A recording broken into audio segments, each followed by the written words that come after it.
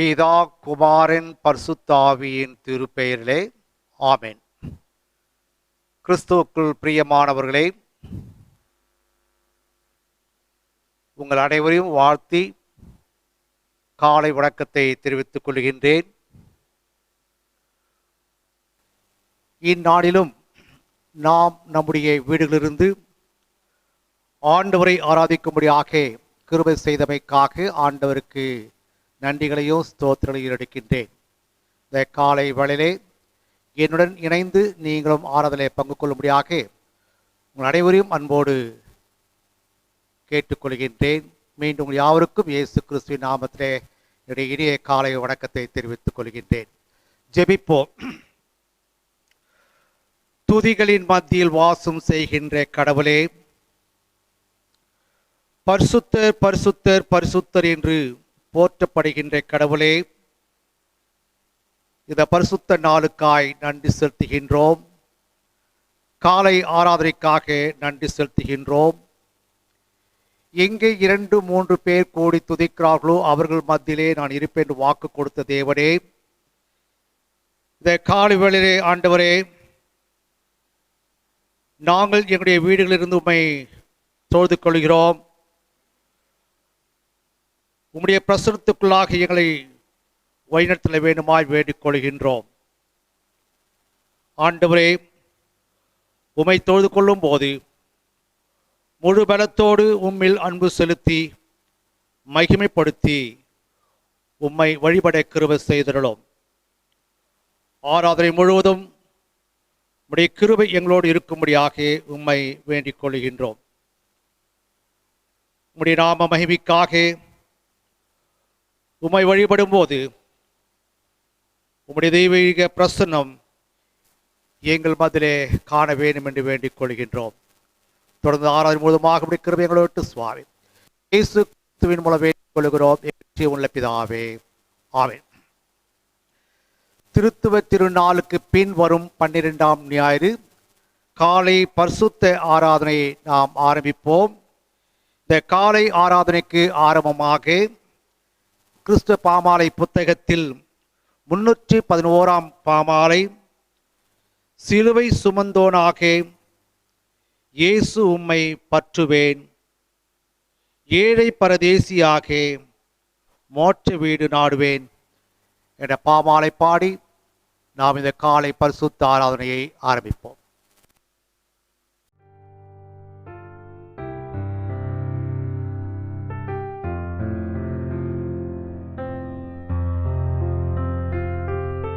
சிலுவை சுமந்தோனாக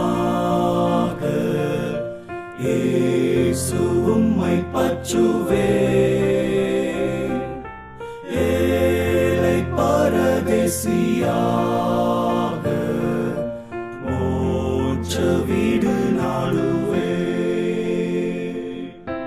உச்ச மேன்மை ஆஸ்தி கல்வி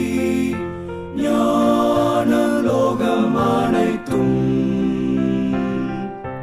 ஆர்ப்ப குப்பை என்று எண்ணி வேறு பேரை முற்றிலும்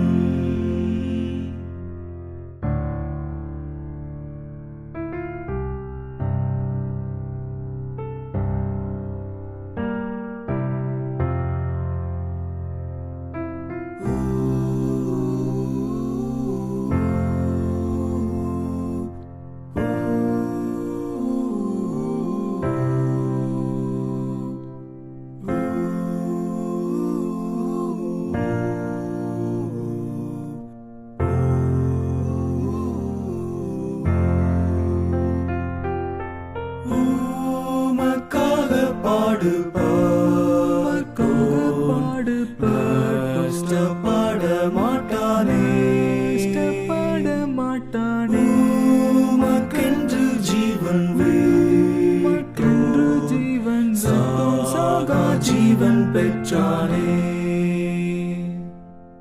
உம்மை வல்ல மீட்பரின் சொல்லி நித்தம் பற்றுவே, பற்றும் சாவை வென்று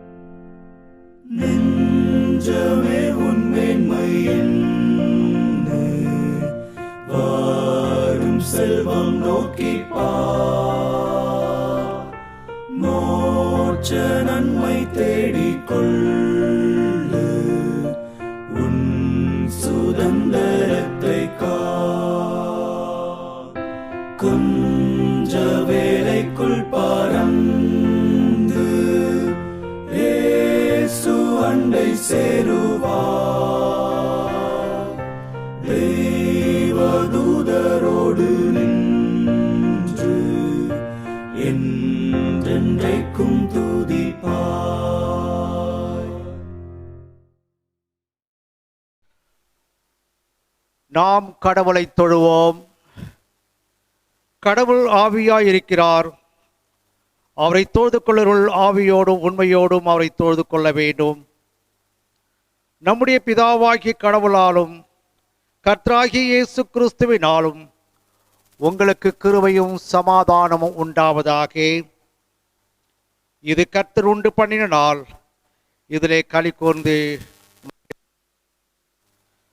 ஜெபிப்போம்.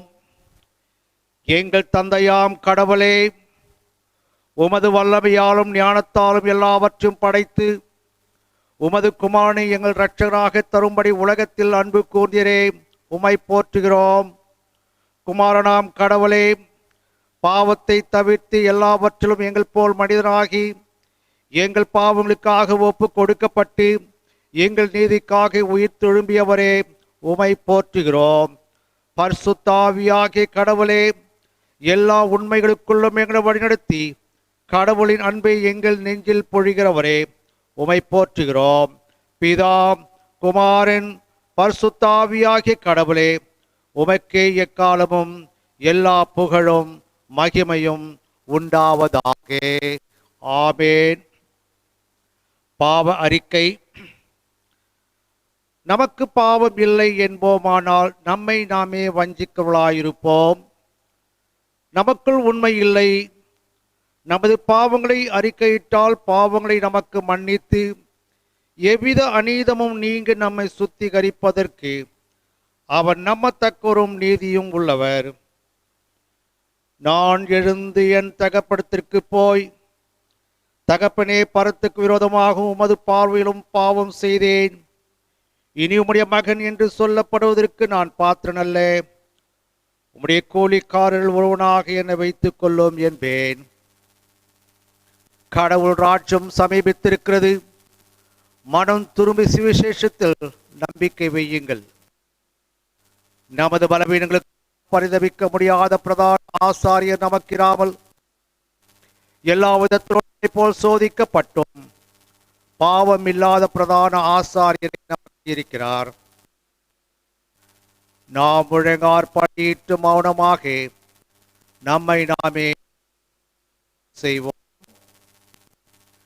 சர்வ வல்லமுள்ள கடவுளத்தில் நாம் நமது பாவங்களை தாழ்மையோடு அறிக்கை செய்வோம். கிறிஸ்துவ கீர்த்தனை புத்தகத்தில் 133 கீர்த்தனை. பாதகன் என் வினை தீரையா, கிருபாகரா நின் பாடி நினைந்தேனை சேரையா என்ற கீர்த்தனை பாடி நம்முடைய பாவங்களை ஆணுடைய சன்னிதானத்திலே ஒப்புவிப்போம்.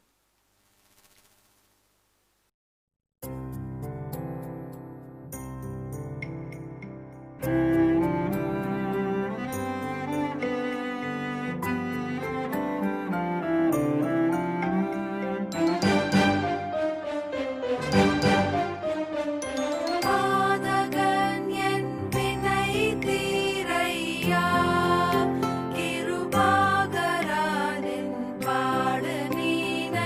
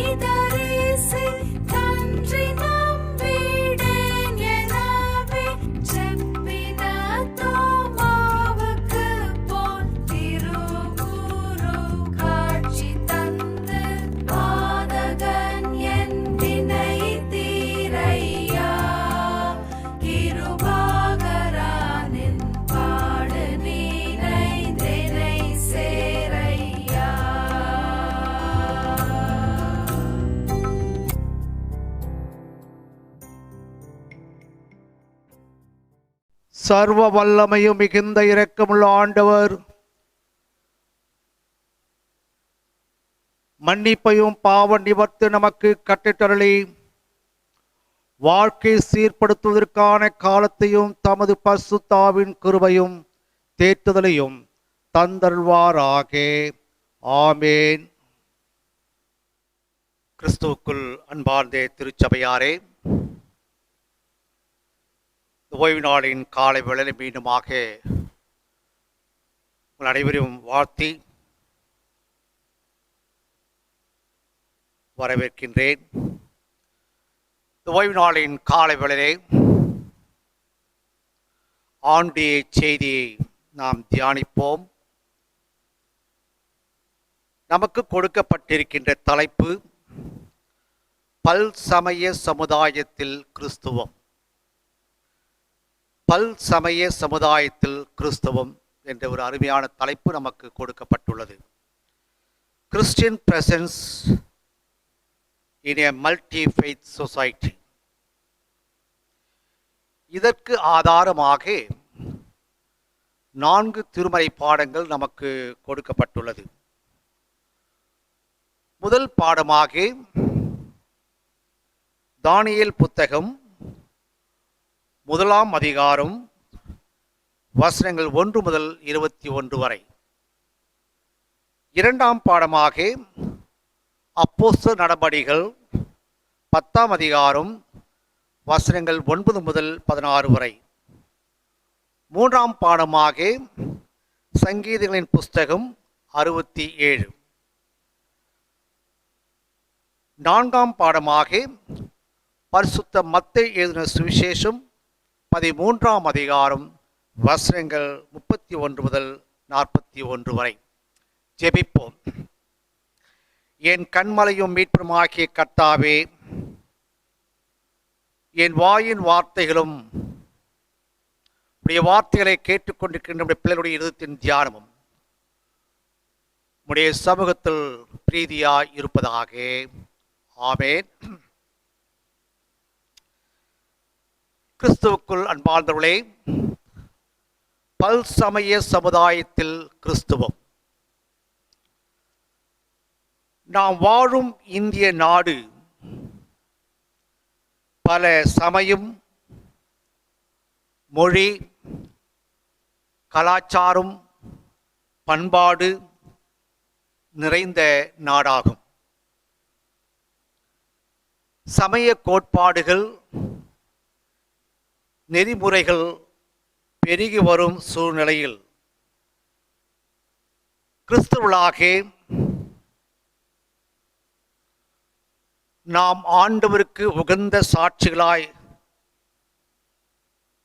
இருப்பதற்கு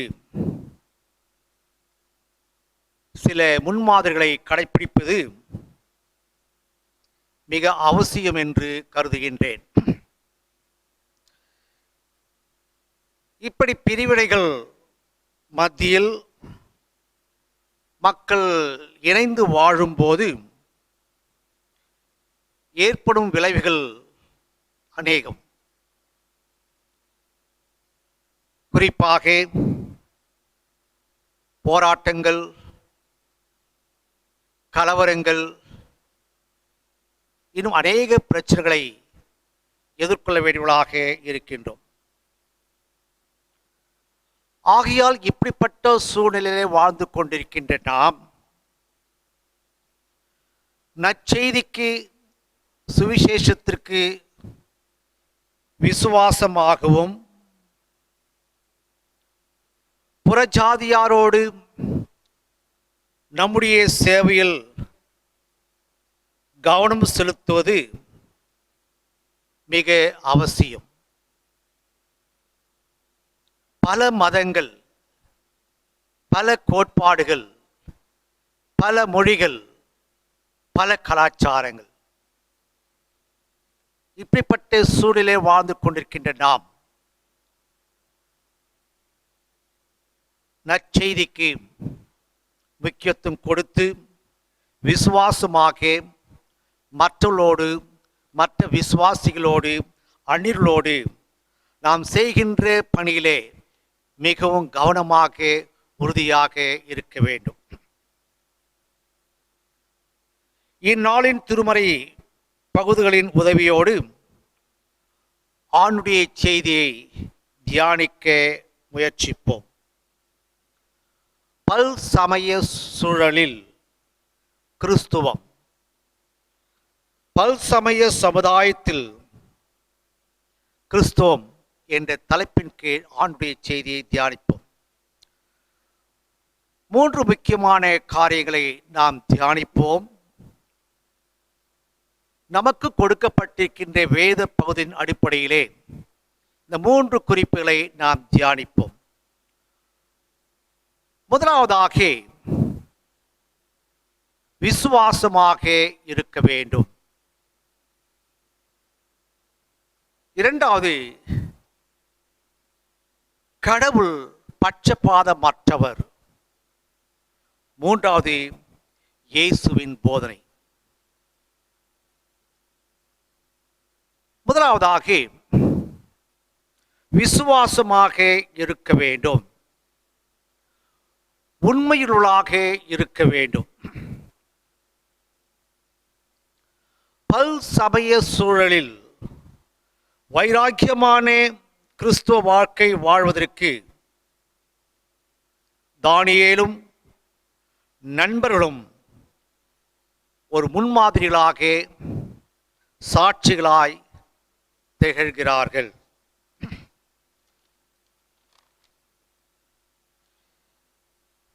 திருமறை பகுதி தானியேலின் புஸ்தகம் 1ஆம் அதிகாரம் வசனங்கள் 3, 4, 5 வாசிக்கின்றேன். அப்போது இஸ்ரவேல் புத்தருக்குள்ளே ராஜகுமார்த்திகளும்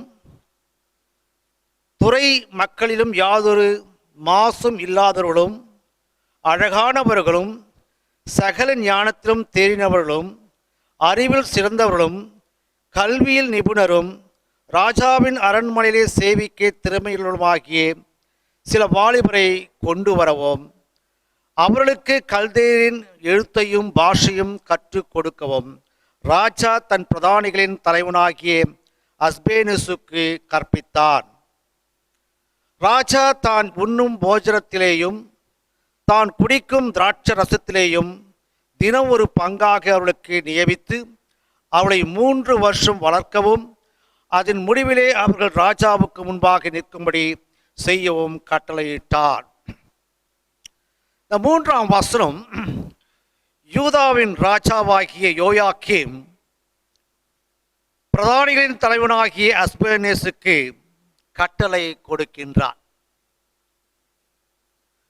அது என்ன கட்டளை என்று நாம் பார்க்கும்போது, இஸ்ரவேல் குடும்பத்தாரிலிருந்து சில வாலிபரை கொண்டு வர வேண்டும். அந்த வாலிபர்கள் எப்படி இருக்க வேண்டும் என்று பார்க்கும்போது, கல்வி கற்றவர்களாக, ஞானத்தில் வளர்ந்தவர்களாக, அழகுள்ளவர்களாக இருக்க வேண்டும். இப்படிப்பட்ட சில வாலிபர்களை கொண்டு வர வேண்டும் என்று ராஜா கட்டளை கொடுக்கின்றார். அது மட்டுமல்லாமல் அந்த வாலிபர்களுக்கு கல்தேயரின் எழுத்தையும் பாஷையும் கற்றுக் கொடுக்க வேண்டும் என்று கட்டளை கொடுக்கின்றார். இந்த கட்டளையை பெற்று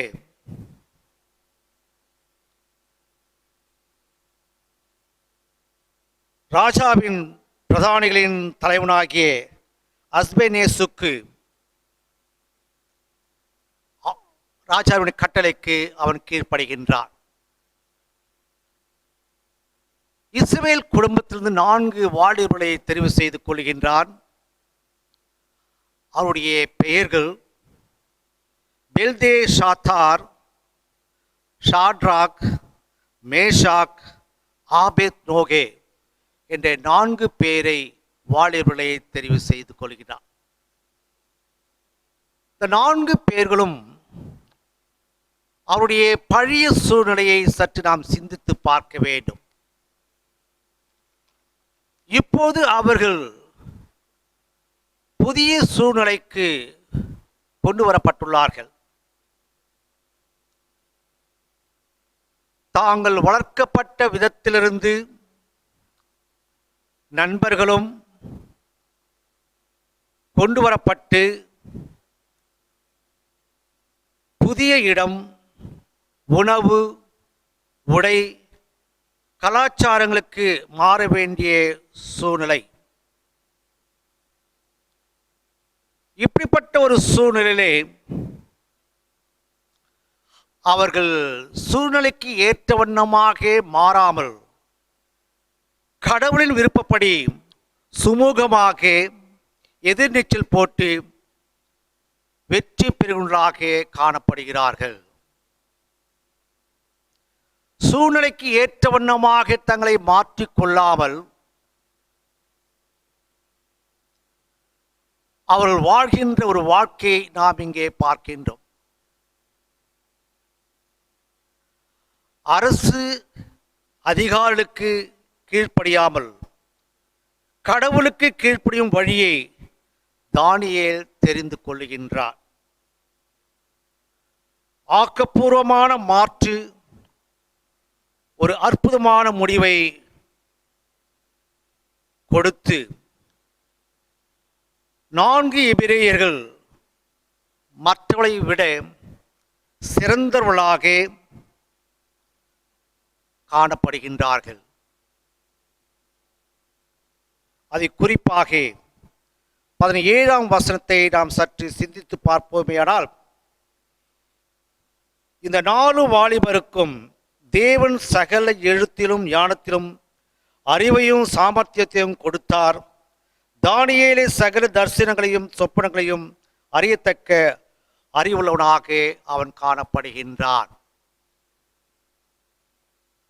ஆக இந்த புதிய சூழ்நிலையின் மத்தியிலும் கூட ஆண்டவர் அவளை ஆஸ்வதிக்கின்றார். அநேக திறமைகளையும் தாளந்துகளையும் ஆண்டவர்களுக்கு கொடுப்பதை நாம் இங்கே பார்க்கின்றோம். கிறிஸ்துவுக்குள் அன்பார்ந்த திருச்சபையாரே, நாம் இப்பகுதியிலே கவனிக்க வேண்டிய ஒரு காரியம் என்னவென்று பார்க்கும்போது, தானியேலும் அவருடைய நண்பர்களும் விசுவாசமுள்ளவர்களாக காணப்படுகின்றார்கள். ஆண்டவருக்கு உண்மையுள்ளவர்களாக காணப்படுகின்றார்கள். அரசு அதிகாரிகளுக்கு அவர்கள் கீழ்ப்படியாமல் தேவனுக்கு பயந்து வாழ்கின்ற ஒரு வாழ்க்கையை நாம் இங்கே பார்க்கின்றோம். இன்று நம்மை நெருக்குகின்ற சமய சூழ்நிலையில் நாம் தானியேலைப் போல கடவுளுக்கு சாட்சியாக, முன்மாதிரியாக, உண்மையுள்ளவனாக வாழ முடியுமா என்று நாம் சிந்தித்து பார்க்க வேண்டும். சூழ்நிலைக்கு ஏற்ற வண்ணமாக தம்மை மாற்றிக்கொள்ளாமல் எல்லா சூழ்நிலைகளும் ஆண்டவருக்கு உண்மைகளாக இருக்க வேண்டும் என்று தானியேலுடைய வாழ்க்கையின் மூலமாக நாம் கற்றுக்கொள்ளுகின்றோம். இரண்டாவதாக, கடவுள் பட்சபாதமற்றவர். கடவுள் பட்சபாதமற்றவர்.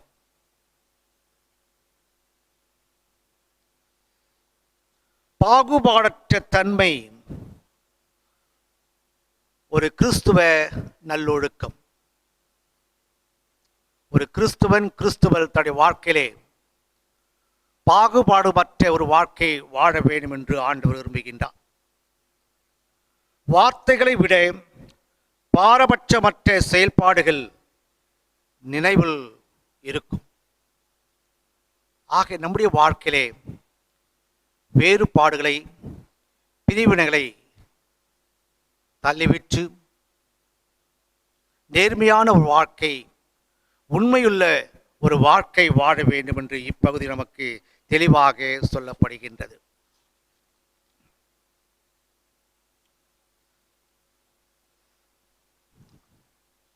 அப்போஸ்தலர் 10ஆம் அதிகாரம் 11-12 பார்க்கும்போது பேதுருடைய வாழ்க்கையிலே காணப்பட்ட நல்ல குணங்களை நாம் இங்கே பார்க்கின்றோம். பேதுரு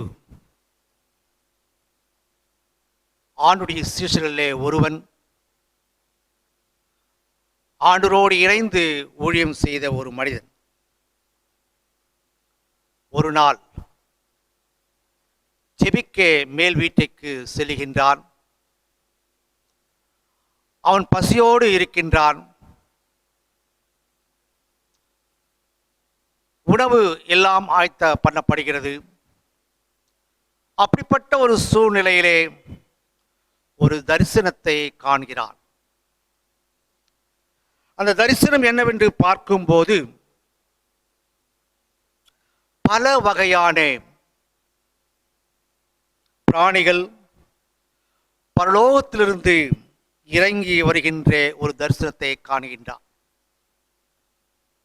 நடமாடும் பிராணிகள், காட்டு விலங்குகள், பறவைகள் போன்ற பிராணிகள் வானத்திலிருந்து கீழே இறங்கி வருவதை காண்கின்றான்.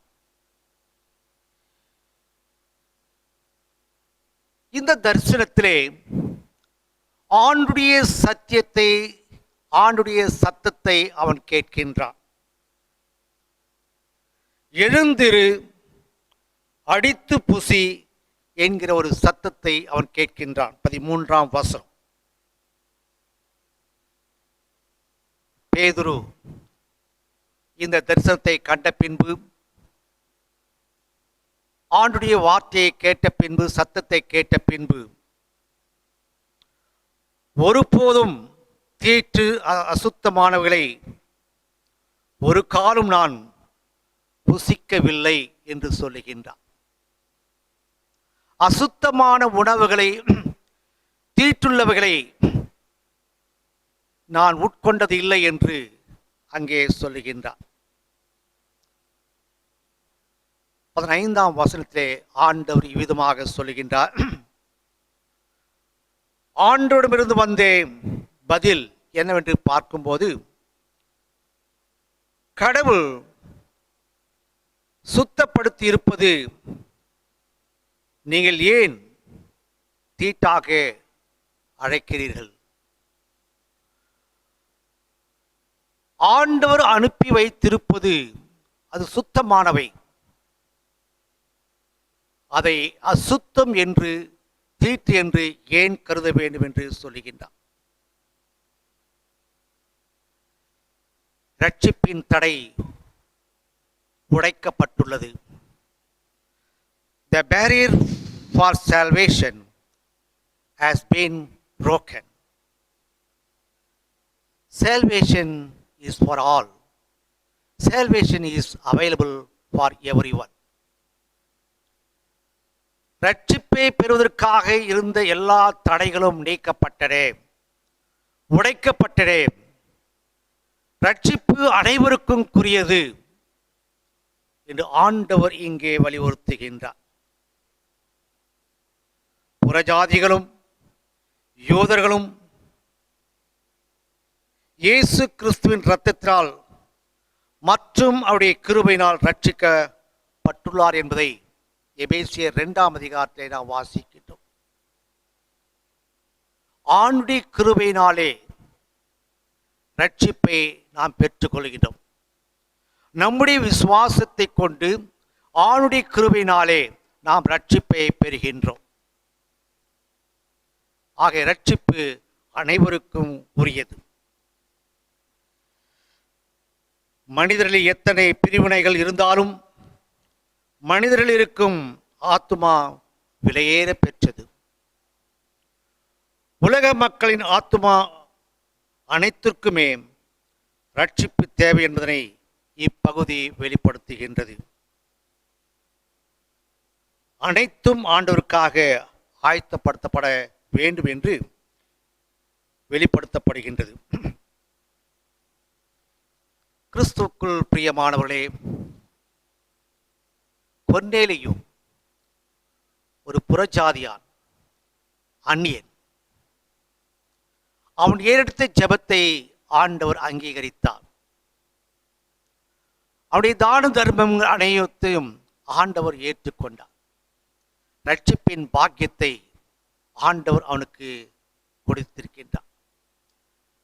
ஆகவே ரட்சிப்பு என்பதற்கும் யூதருக்கும் அந்நியருக்கும் உரியது. யார் விசுவாசத்தோடு ஆண்டவரிடத்திற்கு வருகிறாரோ அவனுடைய கிருபையினாலே அவர்கள் ரட்சிக்கப்படுவார்கள்.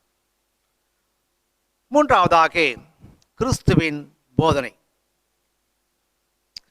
இயேசு வாழ்ந்த சூழ்நிலை அவருக்கு சாதகமாக இல்லாவிட்டாலும் அவர் பிதாவின் சித்தத்தை நிறைவேற்றும் வண்ணம் தன்னை அனைவரோடும் அடையாளப்படுத்திக் கொண்டார். அனைத்து மக்களோடும் தன்னை இணைத்துக் கொண்டார். அனைத்து மக்களோடும் தன்னை ஒன்று சேர்த்து கொண்டார். அவர் அன்று விதைத்த நற்செய்தி இன்று மரமாக வளர்ந்து அநேகருக்கு நிழலாக இருக்கின்றது. ஆண்டுடைய ராஜ்யத்திற்குரிய 2 உவமைகளை ஆண்டவர் இப்பகுதியிலே தெரியப்படுத்துகின்றார்.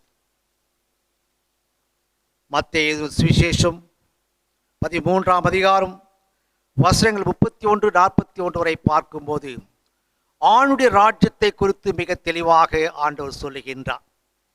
2 உவமைகளை ஆண்டவர் இங்கே தெரியப்படுத்துகின்றார். ஒன்று கடுகு, இரண்டாவது புளித்த மாவு.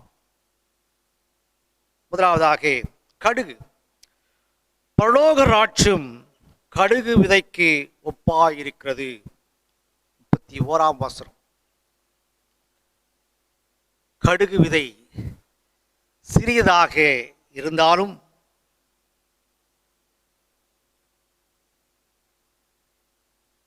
அது வளரும்போது சகல பூண்டுகளிலும் பெரிதாகி ஆகாயத்து பறவைகள் அதன் கிளைகளில் வந்து அடையத்தக்க மரமாகும் என்று சொல்லுகின்றார். கடுகு விதை சிறியதுதான். அது மண்ணிலே விழுந்து மரித்த பின்பு முளைத்து வளர்ந்து வருகின்ற சமயத்திலே பெரிய மரமாக வளர்ந்து அநேக பறவைகள் வந்து உட்காரும் அளவுக்கு அது மற்றவர்களுக்கும் பிரயோஜனமாக காணப்படுகின்றது.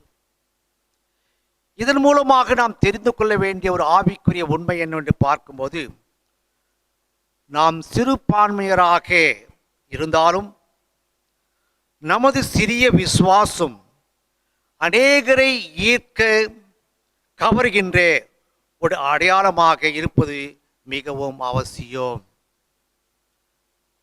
ஆக நம்முடைய விசுவாசம் சிறிய விசுவாசமாக இருந்தாலும் பெரிய காரியங்களை செய்யக்கூடியதாக இருக்கின்றது. ஆக ஆண்டுடைய ராஜ்யத்திற்குள் நாம் பிரவேசிக்க வேண்டும் என்றால் விசுவாசம் மிக அவசியம். அது சிறிதான ஒரு விசுவாசமாக இருந்தாலும் ஆண்டவருக்குள்ளாக பெரிய காரியங்களை நாம் செய்ய முடியும். இரண்டாவதாக, பரலோக ராஜ்யம் புளித்த மாவுக்கு ஒப்பிடுகின்றார். புளித்த மாவு சிறிய அளவில் இருந்தாலும் பெரிய அளவில் தனது பணியை செய்கிறது போல, கிறிஸ்துவின் சிறிய அளவில் இருந்தாலும் பெரிய அளவில் தாக்கத்தை உருவாக்க நாம் அழைக்கப்படுகின்றோம். கிறிஸ்துவுக்குள் பிரியமானவர்களே, சிறிய அளவில் நாம் இருந்தாலும் பெரிய காரியங்களை நாம் செய்ய முடியும். பெரிய அளவில் பெரிய காரியங்களை நாம் செய்ய முடியும் என்ற ஒரு சத்தியத்தை நாம் இங்கே பார்க்கின்றோம். ஆண்டவர் விதைத்த வசன விதைகள் பலனளிக்க இயேசு கிறிஸ்துவின் போதனைகளின்படியும் அவர் வாழ்ந்து காட்டிய வழிப்படியும் நடந்து செயல் கிறிஸ்துவர்களாக முளைத்து எழும்புவோம். ஆண்டுடைய பாதையிலே நாம் ஜீவிப்போம். ஆண்டவரைப் போல நாம் வாழ்வோம். ஆண்டவருக்கு நாம் சாட்சிகளாக பெரிய காரியங்களை செய்கின்ற பிள்ளைகளாக நாம் இருப்போம். முடிவாக, பல் சமய நம்பிக்கை சூழலில் கிறிஸ்துவனின் பங்களிப்பு. நம்முடைய உறுதிப்பாட்டிற்கு, நம்முடைய அர்ப்பணிக்கு உண்மையுள்ளாக நாம் இருக்க வேண்டும். சூழ்நிலைகளை புரிந்து கொண்டு அதற்கு ஏற்ற வண்ணமாக வாழ்கின்ற மக்களாக நாம் இருக்க வேண்டும் என்று ஆண்டவர் விரும்புகின்றார். நம்முடைய சக விசுவாசிகளை உடன் பயனாளிகளாக கருதுவதுதான் நம்முடைய பணியாக இருக்க வேண்டும். மற்ற விசுவாசிகள், அந்நியர்கள், புறஜாதிகள் நாம் உடன் பயணிக்கின்ற பயனாளிகளாக அவளை நான் நினைவு கூற வேண்டும். மற்றவர்களின் நலன் என்பது நம்முடைய பணியின் மையமாக இருக்க வேண்டும். மற்றவர்களுக்கு நாம் செய்கின்ற ஊழியம் பணி என்பது அது முதன்மையான பணியாக இருக்க வேண்டும். இயேசுவானவர் இந்த உலகத்திலே வாழ்ந்த காலத்திலே அவர் கிராம கிராமமாக சென்று அநேகரை தரிசித்து அநேகருக்கு நன்மையான காரியங்களை அவர் செய்திருக்கின்றார். ஆகிய பிரிவினைகள் கொண்ட இந்த உலகத்திலே வாழ்கின்ற நாம் மற்றவர்களுக்கு பயனுள்ளவர்களாக இருக்க வேண்டும். மற்றவர்களுக்கு ஊழியம் செய்கின்றவர்களாக இருக்க வேண்டும். மற்றவர்களுக்கு நன்மை செய்கின்றவர்களாக இருக்க வேண்டும் என்று ஆண்டவர் விரும்புகின்றார். கடவுள் பட்சபாதம் உள்ளவர் அல்ல.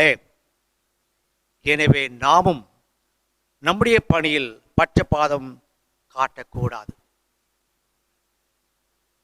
God is impartial. நாமும் கூட பட்சபாதமற்றவர்களாக மற்றவர்களுக்கு உதவியாக பணி செய்கின்றவர்களாக இருக்க வேண்டும். கிறிஸ்துவனாய் இருப்பது என்பது ஒரு பாக்கியம் அல்ல, அது ஒரு பொறுப்பு என்று நாம் கருத வேண்டும். Christian presence is not a privilege, but it's responsibility to share the love of God. ஆக கிறிஸ்துவனாய் இருப்பது ஒரு பாக்கியம் அல்ல, ஆனால் இயேசு கிறிஸ்துவின் மூலம் வெளிப்படும் கடவுளின் அன்பை பகிர்ந்து கொள்ளும் பொறுப்பை பெற்றவர்களாக நாம் இருக்கின்றோம். ஆக கிறிஸ்துவுக்குள் அன்பார்ந்த திருச்சபையாரே, பல் சமய சூழலில் வாழ்ந்து கொண்டிருக்கின்ற நாம் நம்முடைய பங்கு என்ன, நம்முடைய பொறுப்பு என்ன என்பதை நாம் உணர்ந்து சூழ்நிலைக்கு ஏற்றவண்ணமாக நம்மை மாற்றிக்கொள்ளாமல் இருக்கின்ற நிலைமையிலே நாம் உண்மையுள்ளாக நாம் இருக்க வேண்டும் என்று தானியேல் மூலமாக அறிந்து கொள்கின்றோம். பேதுரு கடவுள் பட்சபாதமற்றவர் ஆகிய நாம் செய்கின்ற பணி பட்சபாதம் இல்லாத ஒரு ஊழியம் செய்ய வேண்டும் என்று பேதுரு வலியுறுத்துகின்றார். இயேசு கிறிஸ்துவின் போதனை கடுகை போல விசுவாசம் நாம் கொண்டிருக்க வேண்டும். புளித்த மாவு போல நாம் இருக்க வேண்டும். நாம் சிறியவர்களாக இருந்தாலும் குறைவுள்ளவர்களாக நாம் இருந்தாலும் நாம் விசுவாசத்தில் நிலைத்திருக்கும் போது நாம் பெரிய காரியங்களை செய்ய முடியும் என்று இயேசுவானவர் சொல்லியிருக்கின்றார். ஆக இருக்கின்ற இடங்களிலே நாம் விண்ணுள்ளதாக இருப்போம், விசுவாசத்தோடு இருப்போம், நம்பிக்கையோடு இருப்போம், பட்சபாதமற்றவர்களாக நாம் இருப்போம். கடவுள் நம்மை ஆசீர்வதிப்பாராக. May God bless you all. கடவுள் உங்களை ஆசீர்வதிப்பாராக. ஆமென். ஆண்டுடைய செய்தி கேட்ட நாம் ஆண்டவரை துதித்து பாடுவோம். கிறிஸ்துவ கீர்த்தனை புத்தகத்தில் 217 கீர்த்தனை, அன்பே பிரதானம் சகோதர அன்பே பிரதானம் என்ற பாடலை பாடி ஆண்டவரை துதித்து மகிமைப்படுத்துவோம்.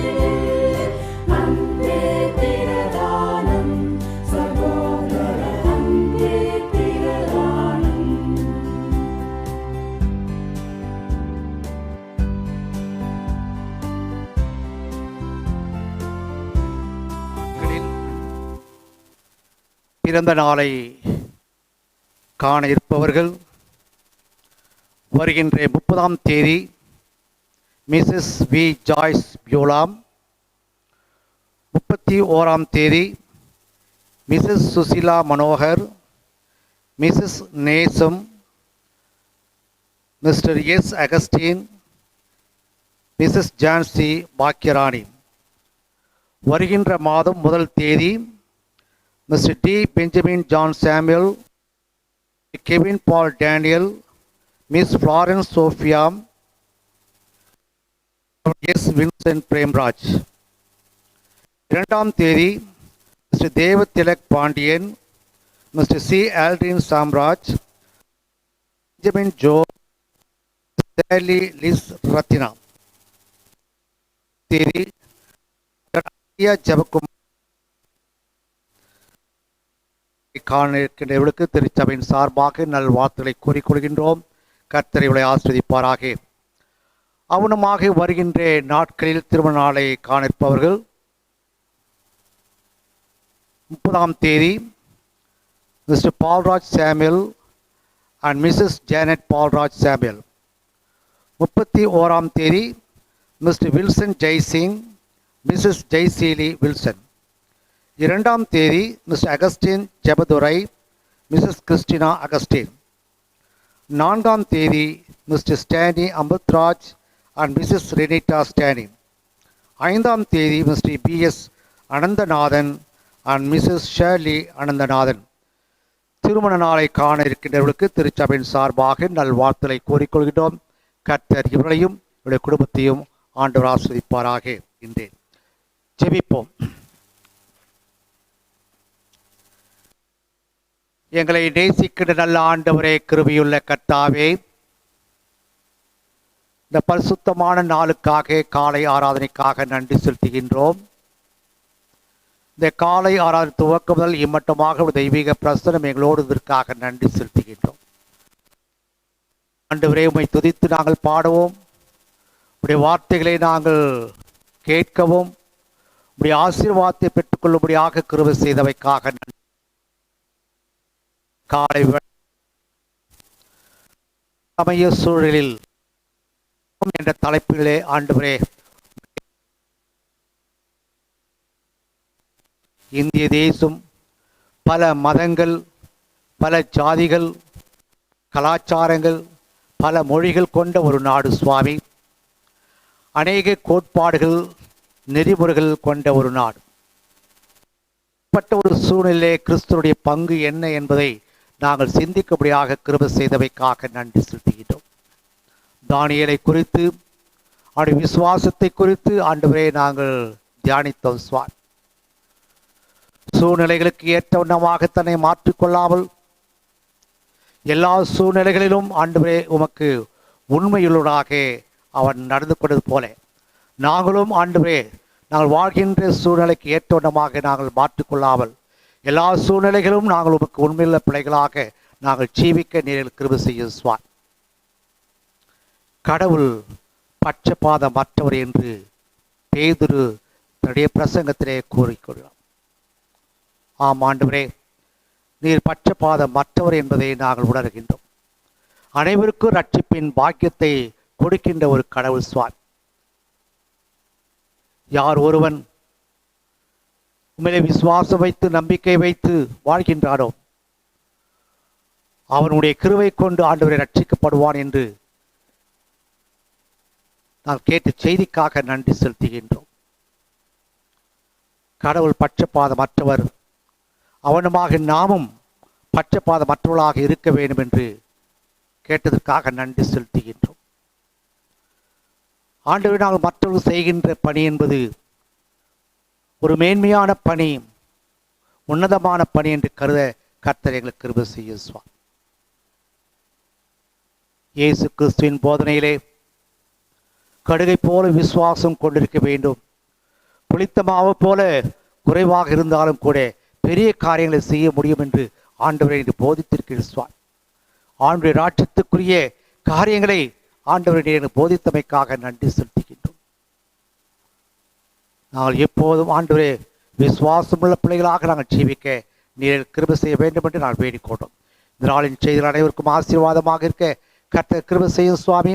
எல்லா சூழ்நிலைகளிலும் ஆண்டவரே நாங்கள் உமக்கு உகந்த பிள்ளைகளாக, சாட்சியுள்ள பிள்ளைகளாக நாங்கள் ஜீவிக்க, நாங்கள் உண்மையுள்ளாக இருக்க, பட்சபாதமற்றவர்களாக இருக்க, விசுவாசமுள்ளாக இருக்க கர்த்தர் கிருபை செய்ய வேண்டும் என்று வேண்டிக் கொள்கின்றோம். வருகின்ற நாட்களில் பிற நாளை காண இருக்கின்ற திருச்சபையின் பிள்ளைகளுக்காக நாங்கள் ஜெபிக்கின்றோம். உடைய கிருபையினால் இரக்கத்தினாலும் ஆண்டவரே இன்னொரு ஆண்டுக்குள் பிரவேசிக்கும்படியான வாய்ப்பை நீர் தருவதற்காக நன்றி செலுத்துகின்றோம். புதிய ஆண்டு பிள்ளைகளுக்கு ஒரு ஆசீர்வாதமான ஒரு ஆண்டாக இருக்க கிருபை செய்ய சுவாமி. அவனமாக திருமண வாழ்க்கையில் இன்னொரு புதிய ஆண்டுக்குள் பிரவேசிக்கின்ற திருச்சபையின் பிள்ளைகளுடைய குடும்பங்களுக்காக நாங்கள் ஜெபிக்கின்றோம் சுவாமி. உடைய கிருபையினாலும் இரக்கத்தினாலும் ஆண்டவருடைய பிள்ளைகளுடைய குடும்பங்களை மட்டுமாக ஆசிரித்து போல வருகின்ற நாட்களும் கூட ஆண்டவருடைய தாம் அவளை ஆசிரித்து நன்மையினாலும் கிருபையினாலும் முடிசூட்ட வேண்டும் என்று நாங்கள் வேண்டிக்கொண்டோம் சுவாமி. திருச்சபைக்காக, திருச்சபை சார்ந்த ஒவ்வொரு குடும்பங்களுக்காக நாங்கள் ஜெபிக்கின்றோம். ஒவ்வொரு குடும்பங்களை கர்த்தர் ஆசீர்வதியும் சுவாமி. திருச்சபையில் இருக்கின்ற வயதான பெற்றோர்களை நான் நினைவு கூறுகின்றோம். இந்த நாட்கள் வேண்டிய சுகத்தை பலத்தி தாரும் சுவாமி. சுகவீனம் உள்ளவர்களுக்காக நாங்கள் ஜெபிக்கின்றோம். ஆண்டவரே நல்ல சுகத்தை கர்த்தர் கூட்டி கொடுக்க வேண்டுமாய் வேண்டிக்கொடும். மிக சிறப்பாக அன்புராஜ் 1000 அம்மாவுக்காக நாங்கள் ஜெபிக்கின்றோம். எதிர்பாராத விதமாக ஏற்பட்டது சுகவீனத்திற்காக ஆண்டவரை நாங்கள் ஜெபிக்கின்றோம் சுவாமி. சிஎம்சி மருத்துவமனை அனுமதிக்கப்பட்டு அறுவை சிகிச்சை செய்யப்பட்டு சுகம் பெற்றுவதற்காக நன்றி செலுத்துகின்றோம். உடைய காயப்பட்ட கருத்தால் நிறுத்தாம் தொடும் சுவாமி. வயதிலே ஒரு கருவியாக எடுத்து பயன்படுத்துவதற்காக நன்றி செலுத்துகின்றோம். அவர் கொடுக்கின்ற சிகிச்சை மூலமாக போற சுகம் பெற்று ஆண்டு வெகு சீக்கிரத்தை எழுதி நிற்க நடக்கக்கூடிய சக்தியும் பலத்தையும் கர்த்தர் கூட்டிக் கொடுக்க வேண்டும் என்று நாங்கள் வேண்டிக்கொண்டோம். விசேஷமாக இந்த கொரோனா தொற்று நோய்க்காக ஆண்டவரே நாங்கள் ஒருமனப்பட்டு ஆண்டவரே விசுவாசத்தோடு நம்பிக்கையோடு நாங்கள் ஜெபிக்கின்றோம் சுவாமி. முழுமையாக அகற்றல வேண்டும் என்று நாங்கள் வேண்டிக்கொண்டோம் சுவாமி. பாதிக்கப்பட்டவர்களுக்காக நாங்கள் ஜெபிக்கின்றோம் ஆண்டவரே. அந்த பாதிப்புள்ள விடுதலை தந்திர வேண்டுமா வேண்டிக்கொண்டோம் சுவாமி. உயிரிழந்த மக்களுக்காக குடும்பங்களுக்காக ஜெபிக்கிற ஆஸ்வதியும் சுவாமி. விசேஷமாக வேலூர் பகுதிக்காக நாங்கள் ஜெபிக்கின்றோம் சுவாமி.